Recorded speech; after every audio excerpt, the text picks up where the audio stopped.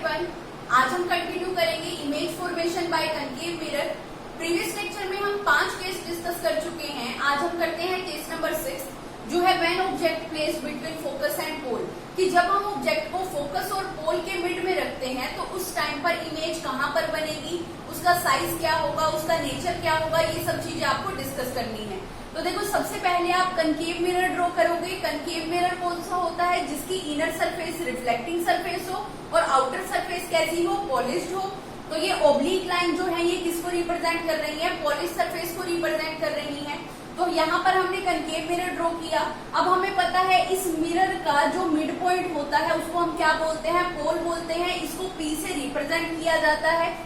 अब ये जो मिरर है ये किसी स्फीयर का पार्ट होगा, उस स्फीयर का कुछ ना कुछ सेंटर होगा जिसको हम नाम देते हैं सेंटर ऑफ कर्वेचर, और इसको सी से रिप्रेजेंट किया जाता है। अब इस सेंटर ऑफ कर्वेचर और पोल को मीट करने वाली एक स्ट्रेट लाइन को हम क्या बोलते हैं? प्रिंसिपल एक्सिस बोलते हैं, जिसको हम कितना भी एक्सटेंड कर सकते हैं। सेंटर ऑफ कर्वेचर और पोल के बीच के डिस्टेंस को दो इक्वल पार्ट में डिवाइड करने वाला पॉइंट क्या होता है? फोकस होता है, जिसको हम किससे रिप्रेजेंट करते हैं? एफ से रिप्रेजेंट करते हैं। अब देखो, यहाँ पर बोला गया केस 6 के अंदर कि हमें ऑब्जेक्ट को कहाँ पर रखना है? फोकस और पोल के मिड में रखना है। तो देखो, ये वाला पॉइंट है फोकस, ये वाला पॉइंट है पोल, इसके मिड में हमने ऑब्जेक्ट को रख दिया और ऑब्जेक्ट को नाम दे दिया ए बी।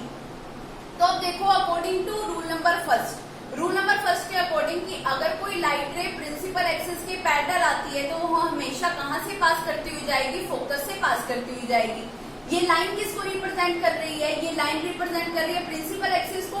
तो देखो, एरो के हेड से कोई लाइट रे आई, कहाँ से पास करती हुई? प्रिंसिपल एक्सिस के पैरेलल।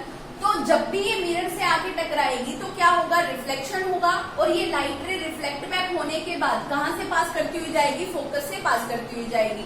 तो देखो, जैसे ही कोई लाइट रे प्रिंसिपल एक्सिस के पैरेलल आई, मिरर से टकराने के बाद रिफ्लेक्ट बैक होकर फोकस से पास करती हुई चली गई। अब देखो, हमने इस तरीके से कोई लाइट रे, एक और लाइट रे इंसिडेंट की कि वो हमें ऐसा लगे कि वो सेंटर ऑफ कर्वेचर से पास होती हुई आ रही है। तो ये लाइट रे इंसिडेंट हुई मिरर के ऊपर सेंटर ऑफ कर्वेचर से पास होती हुई। अब देखो, जो भी light rays centre of curvature से पास होती हुई आती हैं, आफ्टर रिफ्लेक्शन जैसे आई हैं वैसे की वैसे रिफ्लेक्ट बैक हो जाती हैं। इट मींस रिट्रेस करती हैं अपने पाथ को। तो देखो, ये लाइट रे जैसी आई वैसे की वैसे रिफ्लेक्ट बैक हो गई। तो अब देखो, हमारे पास दो रिफ्लेक्टेड रे हैं। फर्स्ट रिफ्लेक्टेड रे ये है जो प्रिंसिपल एक्सिस के पैरेलल आने के बाद रिफ्लेक्ट बैक होकर फोकस से पास हुई थी।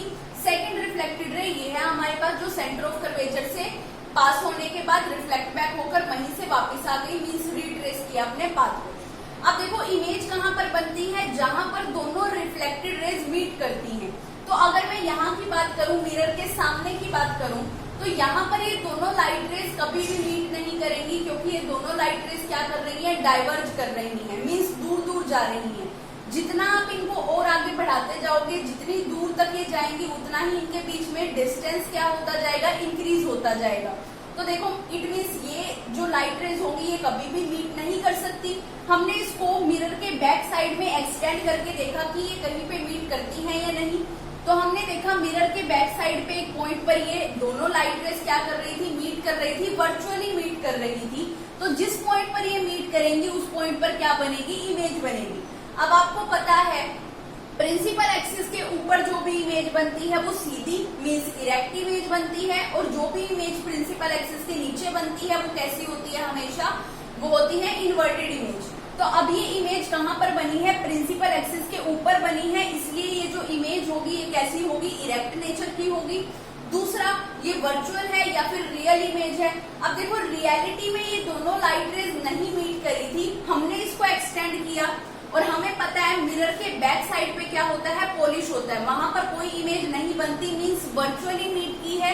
तो इस इमेज का नेचर कैसा होगा? वर्चुअल और इरेक्ट। वर्चुअल इसलिए क्योंकि लाइट रेज एक्चुअल में मीट नहीं की है, वर्चुअली मीट करी है, और इरेक्ट इसलिए क्योंकि जो इमेज है वो प्रिंसिपल एक्सिस के ऊपर बनी है। नेक्स्ट, अगर मैं साइज की बात करती हूँ तो ऑब्जेक्ट का साइज क्या था? स्मॉल था, और जो इमेज बनी है उसका साइज क्या है? एनलार्ज है। तो साइज कैसा होगा इमेज का? एनलार्ज होगा।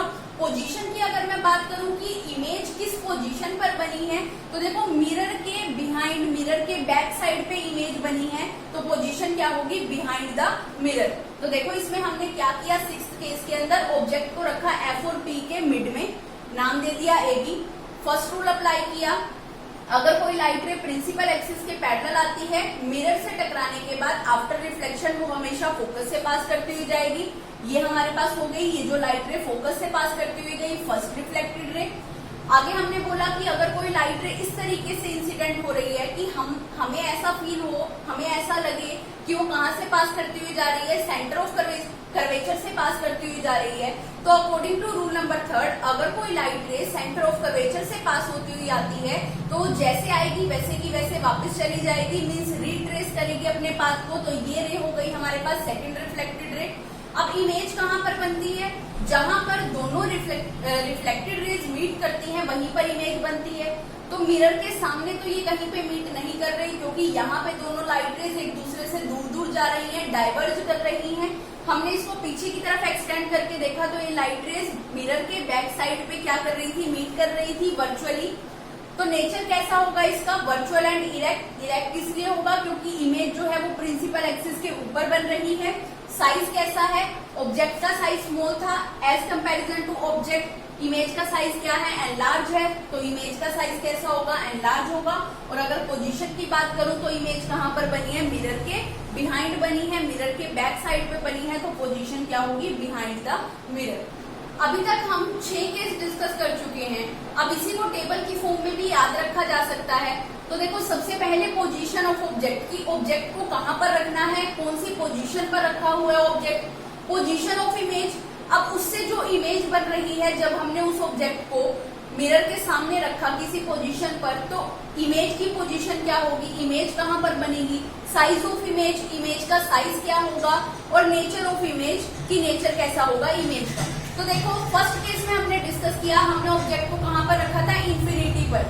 जब हमने ऑब्जेक्ट को रखा इंफिनिटी पर, हमें याद है कि इंफिनिटी से आने वाली जितनी भी लाइट रेज होती हैं वो क्या होती हैं, प्रिंसिपल एक्सिस के पैरेलल।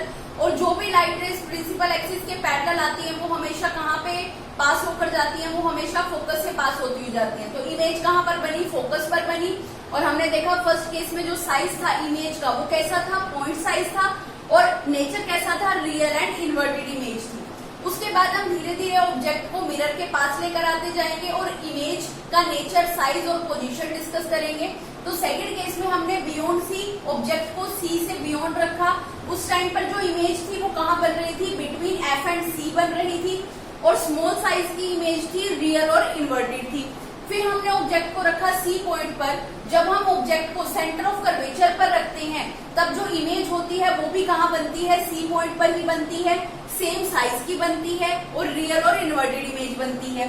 फोर्थ केस में हमने देखा जब हमने ऑब्जेक्ट को एफ और सी के बीच में रखा, उस टाइम पर जो इमेज थी वो कहाँ बन रही थी, बियॉन्ड सी बन रही थी, एंड लार्ज साइज की थी, रियल और इन्वर्टेड इमेज थी।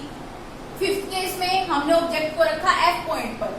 जब हमने ऑब्जेक्ट को एफ पॉइंट पर रखा तो उस टाइम पर इमेज कहाँ पर बनी, इंफिनिटी पर बनी, और कैसे साइज की इमेज थी, हाईली एनलार्ज थी, और रियल और इन्वर्टेड इमेज थी।